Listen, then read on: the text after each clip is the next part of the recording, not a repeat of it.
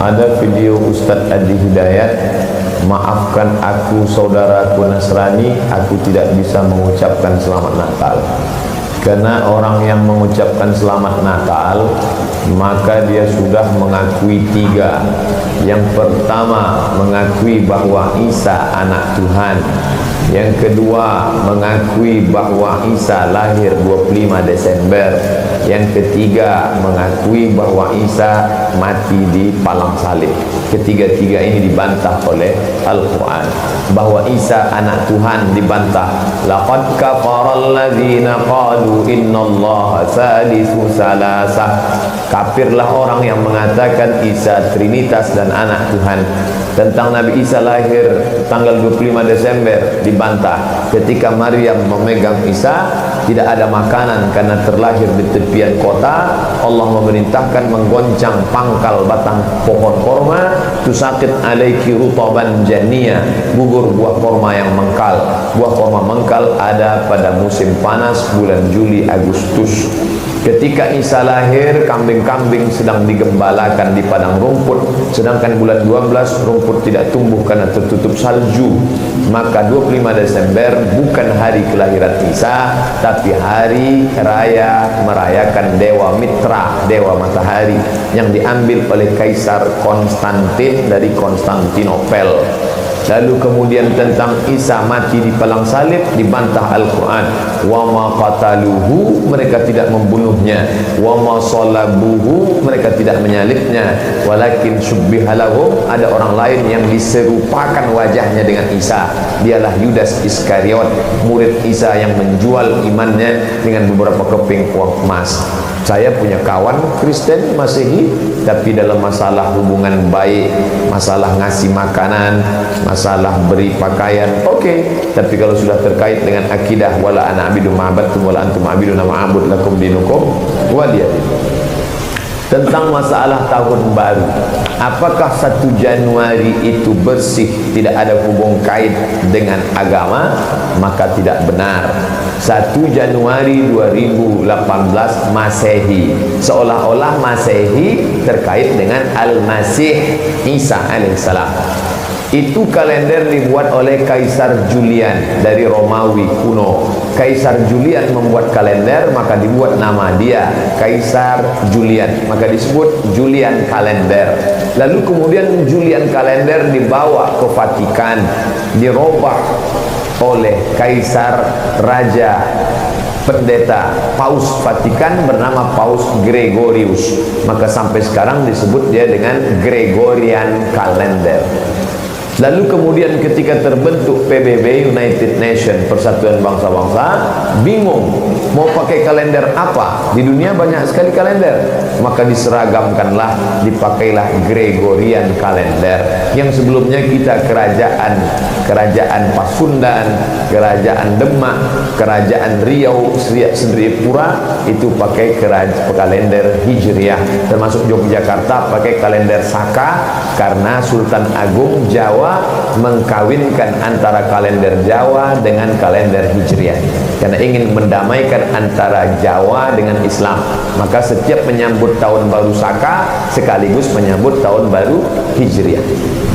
Kalender Masehi muncul belakangan, tidak tepat penisbatannya kepada Al-Masih karena Isa tidak tahu menahu tentang itu. Itu murni diambil oleh Kaisar Gregorius, yang diambilnya ke Vatikan menjadi Gregorian kalender. Jadi kita menyatakan tahun baru, betul tahun baru, tapi tahun baru Romawi. Tahun baru Romawi, jangan kaitkan kepada Isa alaihissalam, dia masih terkait. Adapun tahun baru Jepang tak ada terkait dengan akidah. Nah, ini tahun kalender yang baru. Tidak meyakini bahwa dengan kalender yang baru ini nasib berubah menjadi baru. Siapa yang asap malam itu paling banyak mengepul ke atas, maka rezekinya yang paling murah. Lalu membakar ayam sampai 2000 ekor. Nah, oleh sebab itu saya anjurkan anak-anak muda, remaja-remaja masjid, tanggal 31 malam tanggal 1 setiap masjid semuanya buat kajian iktikaf, zikir, muhasabah, supaya jangan keluyuran ke sana kemari. Hanya 2 saja. Anak-anak muda pergi ke masjid mulai jam 10, jam 11, jam 12, jam 1, jam 2, atau habis isya tidur. Saya nggak bisa tidur Pak Ustaz. Biasa malam kalau nggak bisa tidur, habis isya makan Antimo 2. Muak tidur langsung. Itu saja. Adapun nanti Ustaz malam tahun baru apakah buat muhasabah di masjid? Tidak. Saya berangkat 28-29 umroh, maka tahun baru di Madinah. Tahun lalu juga begitu. Tapi tahun sebelumnya dibuat acara muhasabah. Wallahu a'lam. Beberapa teman menganggap mengucapkan Natal boleh-boleh saja. Ketika diberitahu bahwa itu dilarang, mereka tetap berdalih bahwa itu boleh-boleh saja untuk menjaga hubungan dengan sama muslim. Bagaimana cara meyakinkan mereka bahwa hal ini dilarang dalam Islam, sementara saya sendiri memiliki keterbatasan dalam memberikan jawaban kepada teman-teman. Berkaitan dengan dua pertanyaan di atas, apakah kita berdosa jika membiarkan hal tersebut? Misal ketika ada teman muslim yang menganggap mengucap selamat Natal boleh, kita hanya diam saja. Tentu nggak boleh ya, itu harus ingkar mungkar. Orang-orang muslim yang mengatakan bahwasanya boleh saja mengucapkan selamat Natal, saya berani sumpah ikhwah, orang ini tidak punya ilmu agama dan imannya masih sangat tipis.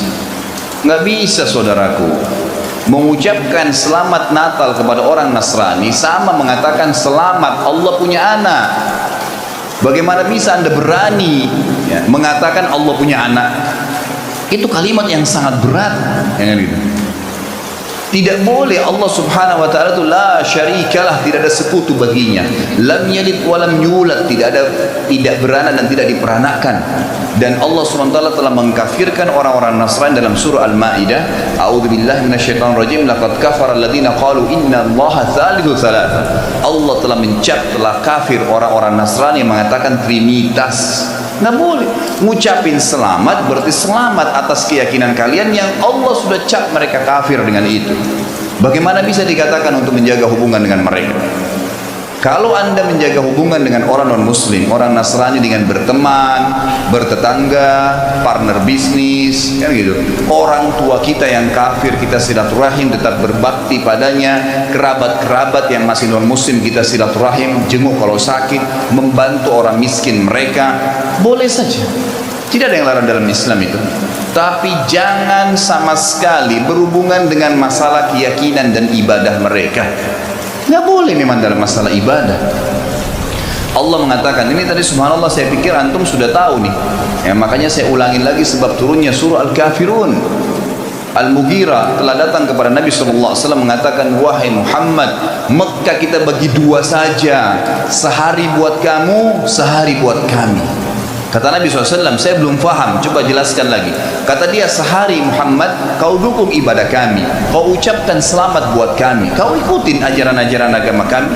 Sehari lagi besok kami ikutin agamamu, kami ucapkan selamat untukmu, kami dukung ibadahmu.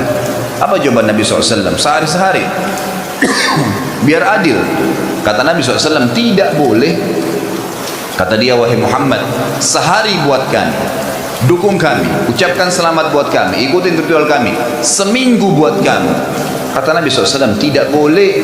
Muhammad, sehari buat kami, sebulan buat kamu. Tidak boleh. Sehari Muhammad buat kami, setahun buat kamu. Tidak boleh, kata Nabi SAW. Terakhir, hai Muhammad, sehari buat kami, seumur hidup buat kamu. Sehari kamu ikutin kami, dukung ritual kami, selamat buat kami. Kalau pakai akal sehat, kalau pakai akal manusia, bukan akal sehat, akal manusia saja secara biasa, kan gitu. Kita pikir, oh lebih baik sehari kita ikutin orang kafir, dukung saja, ucapin selamat sama dia, selesai. Seumur hidup akan masuk Islam. Apa jawaban Nabi SAW? Tidak boleh. Ini. Lalu Jibril AS datang pada saat itu langsung membawa surah Al-Kafirun. A'udzubillahi minasyaitonir rajim. Qul ya ayyuhal kafirun. Katakan kepada orang-orang kafir. Orang kafir ini semua yang tidak syahadat, yang tidak mengatakan asyhadu an la ilaha illallah wa anna Muhammad Rasulullah, kafir. Jelas kafir, dan itu Allah yang mencap mereka kafir, gitu kan? Kafir artinya tidak beriman kepada Allah Subhanahu wa taala. Orang Nasrani aja mengkafirkan Yahudi kok. Kan itu. Yahudi mengkafirkan Nasrani, mengkafirkan Muslim. Kenapa orang Muslim tidak bisa mengkafirkan? Karena sementara kita jelas-jelas meyakini kenabian Muhammad Musa, meyakini kenabian Isa alaihissalam. Gitu kan? Mereka yang memungkiri Nabi Muhammad SAW, Nabi terakhir, berarti tidak beriman sempurna kepada Allah Subhanahu Wa Taala. Dan sudah banyak ayat Quran menjelaskan masalah itu. Gitu kan? Kata Allah SWT, ya, "Qul ya ayyuhal kafirun, la a'budu ma ta'budun." Semua Yahudi, Nasrani, Majusi, penyembah api, penyembah gunung, penyembah pohon, penyembah apa saja, semua selain yang tidak syahadat ini, saya tidak ikut-ikutan acara ritual kalian, tidak akan ucapin selamat buat kalian, tidak akan pakai atribut-atribut kalian, dan kalian juga tidak usah repot-repot ikutin agama saya, nggak usah. Kita nggak butuh Nasrani. Saya tanya, pada saat sholat Idul Fitri, ada orang Nasrani ikut-ikutan? Idul Adha, gitu kan? Mereka berurus dengan agamanya sendiri. Kenapa orang Muslim pusing dengan acara ritualnya orang lain? Diulangi lagi. Ya, setelah dikatakan kalian tidak usah ikut-ikutan, saya tidak usah ikut-ikutan juga, diulangi lagi. Wala antum ma'budun ma'bud wala ana 'abidun ma'abadtum wala antum ma'budun, 2 kali diulangi. Dan saya tidak akan ikut-ikutan, kalian juga tidak ikut-ikutan, terus begitu. Terakhir dikatakan oleh Allah, lakum dinukum waliyadin. Kalian punya agama, saya juga punya agama. Titik, selesai. Gitu kan? Emang sudah begitu. Kalau anda bilang, oh itu cuma kata-kata, nggak masalah. Kata-kata bisa membuat anda murtad, saudaraku, bisa masuk neraka. Gitu kan? Sadarkah anda dengan satu kalimat, anda kalau mengatakan satu kalimat sekarang, semenit kemudian kalau anda yakin dalam hati bisa masuk neraka kalau meninggal, kalau anda mengatakan saya murtad, memang dari hati mau keluar dari Islam, semenit kemudian dicabut ruhnya oleh malaikat maut, masuk neraka. Kalimat, kata-kata, bahaya, gitu kan? Mungkin teman-teman juga sudah tahu yang dialog antara Muslim sama Nasrani di Amerika. Si Nasrani mengatakan, kenapa kau tidak ucapkan kalimat Natal, selamat Natal buat saya? Kata si Muslim, ya kata si Nasrani, itu kan cuma kata-kata. Kata si Muslim, kenapa, apa kau sudah syahadat? Si Nasrani bilang, enggak. Kenapa kau enggak syahadat? Dia bilang, kalau saya syahadat, saya tinggalin agama saya. Kata si Muslim, itu kan juga cuma kata-kata. Sama, gitu kan? Jadi enggak boleh. Tapi hal-hal yang ditoleransikan dalam agama, silahkan. Tadi saya bilang berteman, bertetangga, silahkan. Tapi jangan dukung masalah ibadahnya. Enggak boleh. Sampai pernah ditanya kepada Syekh Bimbas, apa hukumnya orang-orang, mohon maaf ini teman-teman kita, semoga Allah berikan hidayah yang belum tahu, yang menjadi security menjaga gereja misalnya, atau orang-orang yang menjadi tukang parkirnya kena lagi banyak mobil, halalkah pendapatannya? Bolehkah itu? Fatwa ulama tidak boleh, karena ada hadis Nabi SAW yang berbunyi, kalau ahli kita, khusus Yahudi dan Nasrani terutama, kalau mereka sedang beribadah di tempat ibadah mereka, jauhilah, karena laknat Allah sedang turun. Hadis Nabi SAW. Kenapa nggak bisa cari rezeki di tempat lain? Subhanallah, rezeki itu sudah dibagi oleh Allah SWT. Hati-hati saudara, gitu kan? Jadi orang yang mengatakan seperti ini karena tidak paham agama. Bagaimana bisa dia mengatakan Tuhan punya anak? Gitu kan? Jadi tidak boleh sama sekali, ikhwah, yang nggak boleh. Jadi kita harus tahu mana yang boleh dan mana yang tidak boleh. Dan anda wajib ingkar mungkar. Ingat kenapa yang saya sampaikan tadi? Kalau juga dia tidak mau dengar, selesai, gugur. Wajib. Assalamualaikum. Bagaimana caranya berdakwah tentang larangan mengucapkan Natal ke grup main WhatsApp yang di dalamnya terdapat non-Muslim? Apakah lebih baik berdakwah secara personal atau bagaimana Ustaz? Ya, jazakumullah khair. Pertanyaan ini kenapa selalu datang berulang setiap tahun? Tidak pernah tuntas. Padahal ketentuannya sudah diketahui dengan jelas, aturannya juga sudah dipahami dengan baik, dan ini sudah selesai sebetulnya masalah ini. Sudah selesai, tinggal kita hanya perlu penegasan saja dan meyakinkan pada diri kita dengan keimanan. Baik, pertama teman-teman sekalian, jelas bahwa hukum mengucapkan ucapan selamat, ingat baik-baik, mengucapkan ucapan selamat pada agama lain di luar keyakinan kita, dalam keimanan kita sebagai muslim, itu tidak diperkenankan. Haram hukumnya mengucapkan selamat, misalnya A selamat B, yang dalam selamat itu ada unsur pengakuan, awas, ada unsur pengakuan, ada din selain Islam atau agama yang dibenarkan selain Islam. Itu adalah wilayah keyakinan iman kita. Sebetulnya sama aja, yang bukan Islam pun, non muslim pun meyakini kepercayaan dia yang benar. Jadi sebetulnya itu keyakinan standar setiap pemeluk agama. Itu indah sekali, ya, indah dalam Islam itu. La ikraha fid din. Baik, tidak ada paksaan dalam agama. Kita tak boleh paksa orang, tapi kita pun tidak boleh mengikutkan keyakinan kita pada keyakinan orang lain. Dan itu sebetulnya standar dalam keyakinan beragama. Silakan cek Quran surah ketiga Ali Imran ayat ke-19 paling kiri sebelah atas. Inna dina indallahi Islam. Inna dina, sungguh ad-din, ad-din, pegangan hidup hal yang mendekatkan pada Allah. Din yang dipahami dengan agama itu, kata Allah, nggak ada yang lain di sisi Allah kecuali Islam. Di Allah sudah mengatakan, dia yang saya ridhai, yang saya tetapkan hanya Islam, tidak ada yang lain. Bahkan kalimatnya menggunakan inda Allahi. Inda itu bisa berarti yang sangat dekat, bisa berarti yang diridhai, bisa berarti juga yang ditetapkan. Bahkan kalau dalam konteks kemanusiaan, yang dimiliki. Misal, ana indik pada, ini punya saya, yang lain bukan punya saya. Kata Allah, inna dina indallahi Islam. Yang saya tetapkan itu Islam, yang lain enggak saya tetapkan. Bahkan kalau antum buka lagi sampai ayat 85 ya, nanti antum akan temukan, wa may yabtaghi ghairal islami dinan falan yuqbal minhu. Pakailah, siapa yang mencari selain Islam, mengakui selain Islam, menetapkan selain Islam, kata Allah, enggak akan saya terima. Dan kalimat tidak menerimanya menggunakan lan. Ada lan, ada la, itu beda. Kalau la itu harfun nafyin, menafikan sesuatu, tapi juga hati-hati. Tapi juga penafian ini bisa dua jenis. Penafian mutlak, atau yang kedua penafian saat itu tapi dunal istiqbal, tanpa yang akan datang, saat ini saja. Contoh penafian mutlak dalam kalimat asyhadu an la ilaha illallah. Saya mengakui tidak ada Tuhan kecuali Allah. Ketika la-nya menafikan mutlak. Ketika menggunakan alif lam la ilaha, ketika menggunakan illa isbat itu menetapkan yang satu, menafikan secara mutlak yang lain. Dia katakan asyhadu an la ilaha, saya mengakui, menyaksikan tidak ada Tuhan sama sekali, mutlak. Tolak. Illa, tetapkan, kecuali Allah, hanya Allah saja. Yang lain ditolak secara mutlak, hanya Allah yang kita tetapkan. Makanya ketika antum bersyahadat mengatakan asyhadu an la ilaha illallah, maka antum hanya menetapkan Allah saja dengan segala hukum yang telah Allah tetapkan, dan menolak yang lainnya yang tidak Allah akui. Sekarang Allah tetapkan agama, din yang saya tetapkan hanya Islam saja, yang lain saya tolak. Dan penolakannya menggunakan lan. Perhatikan, pengakuannya menggunakan la illa, penolakannya menggunakan lan. Dalam ilmu nahwu, gramatikal bahasa Arab, lan itu harfu nafyin wa nasbin wa istiqbalin. Harfu nafyin, huruf yang menafikan, tolak. Nasbin, menasabkan, kuat penolakannya. Wastiqbalin, sampai kapanpun, masa kapanpun, mau sekarang, mau alam kubur, sampai mau kiamat. Perhatikan cara menerjemahkan ayat ini. Wa may yabtaghi ghairal islami dinan, siapa yang mencari din, keyakinan, agama, kepercayaan ghairal Islam, selain Islam, falan yuqbal minhu, saya enggak akan pernah terima. Sejak dia di dunia sampai di alam kubur, sampai di akhirat nanti, saya enggak akan akui, kata Allah. Paham ya? Jadi ini wilayah keyakinan. Jadi dalam Islam kita punya keyakinan yang paling benar Islam, makanya kita bersyahadat memutuskan masuk Islam. Non muslim dia punya keyakinan yang benar menurut dia adalah kepercayaan dia, makanya dia memutuskan mengambil keyakinan dia. Jadi wajar kalau kita mengatakan misalnya maaf ini Islam yang paling benar sebagai muslim, wajar. Aneh kalau ada yang mengatakan katanya yakin Islam yang benar tapi mengakui ada yang lain selain Islam, itu aneh.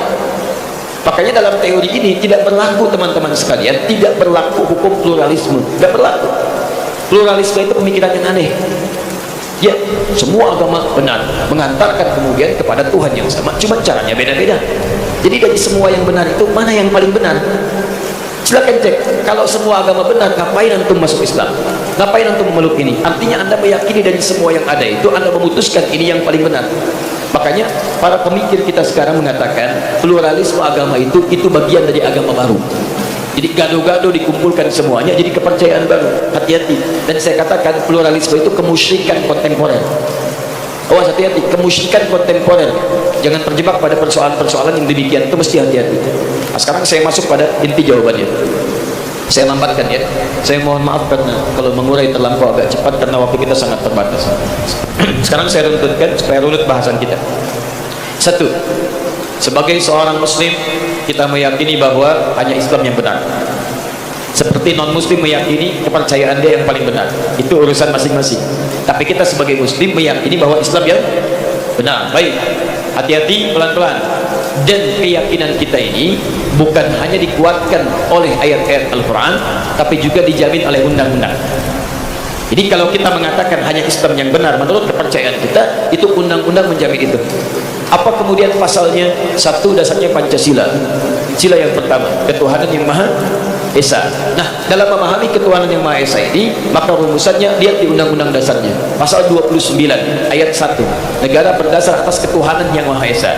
Jadi konsep bernegara kita itu didasarkan pada ketuhanan yang Maha Esa. Jadi kalau kita meyakini hanya Allah Tuhan yang Maha Esa, maka keyakinan kita dijamin oleh undang-undang. Dalam menjalankan keyakinan ini diatur di pasal kedua, di pasal 29 ayat keduanya. Di dalam memahami pasal 29 ayat 1, terjemahannya adalah cara memahaminya pasal 29 ayat 2. Negara menjamin kemerdekaan tiap-tiap penduduk untuk memeluk agamanya masing-masing dan beribadah menurut agama dan kepercayaannya itu. Jadi kalau kita beribadah dalam ketentuan Islam, ibadah pertama kita kan tauhid. Ibadah pertama kita syahadat. Karena itu syahadat menempati rukun pertama dalam ibadah dalam Islam. Inna dina indallahil Islam. Tidak ada agama yang diridhai Allah kecuali Islam. Kita masuk Islam, ketika akan masuk Islam dan mengamalkan ibadah dalam Islam, di hadis Muslim nomor hadis yang ke-8. Lihat dalam mukaddimah jilid pertama, teman-teman, di Sahih Muslim nomor hadis nomor 8 paling kiri sebelah atas. Ada hadis disampaikan dari sahabat Nabi Umar bin Khattab radhiyallahu taala anhu. Di Al-Arba'in nomor hadis yang kedua. Ketika Nabi Muhammad ditanya tentang Islam oleh malaikat Jibril, mal Islam, apa itu esensi Islam, apa itu ibadah dalam Islam, apa pokok dalam Islam? Kata Nabi, jawaban pertama, antashhada an la ilaha illallah wa anna Muhammadar Rasulullah. Kamu harus menetapkan, bersaksi, berkomitmen bahwa tidak ada Tuhan selain Allah, yang layak disembah hanya Allah saja, dan cara menyembahnya mengikuti tuntunan Nabi Muhammad SAW. Makanya ibadah pertama kita itu syahadat, pengakuan hanya Islam yang benar, hanya Allah Tuhan yang benar, yang lain kita tidak akui sebagai Tuhan, tidak ada Tuhan selain Allah, tidak ada agama selain Islam. Ketika Anda mengatakan itu, undang-undang menjamin. Jadi sebetulnya kalau ada orang yang menyoal Anda, nggak boleh itu keyakinan begitu, itu intoleran, dia sedang melanggar undang-undang. Paham ya? Dia sedang melanggar undang-undang. Karena undang-undang kita mengatakan setiap kita punya keyakinan dan ibadah, kita dijamin. Keyakinan pertama kita ada dalam syahadat kita. Ketika meyakini itu semua dan beribadah dengan lisan kita, bahkan dipakai dalam solat, asyhadu an la ilaha illallah, asyhadu an la ilaha illallah, wa asyhadu anna Muhammadar Rasulullah. Itu ibadah kita. Syahadat dipakai dalam solat. Solat bagian ibadah yang keduanya. Jadi jangan khawatir kalau antum ditanya misalnya apa agama anda, Islam, ada nggak selain Islam yang benar? Tidak ada.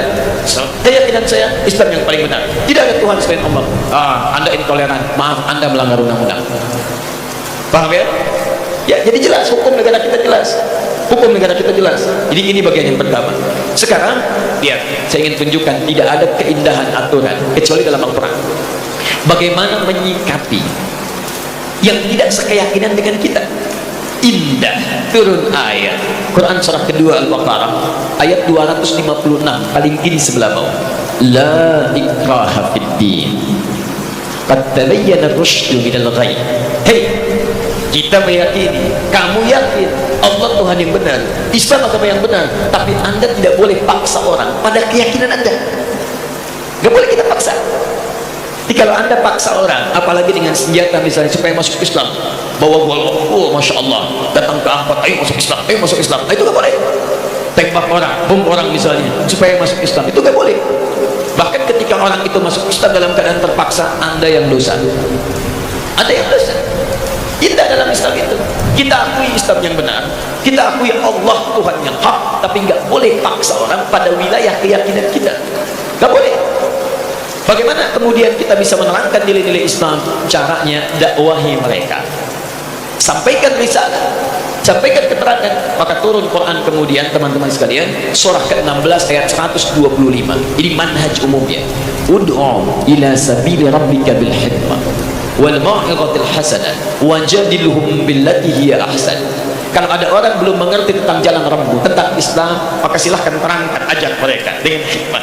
Toleransi yang paling baik, lakum dinukum waliyadin. Kita tidak usah saling mengganggu. Jadi zero toleransi. Toleransi terbaik zero toleransi. Jangan saling ganggu. Saya nggak ikut pada kepercayaan anda pun nggak usah ikut ikutan kami. Kita diskusi aja. Kalau nggak ketemu, silakan kerjakan. Kami pun nggak akan ikut ke tempat ibadah anda, dan kami tidak harus menggunakan perangkat-perangkat pakaian seperti yang anda kenakan. Anda pakai punya anda, kami pakai punya kami. Makanya Syekh Hasyim Asy'ari dalam kitab yang tadi malam saya bawa, nanti lihat halaman ke-14-nya. 14, posisi paling kanan sebelah atas, paragraf yang pertama, baris ke-5 sampai 7.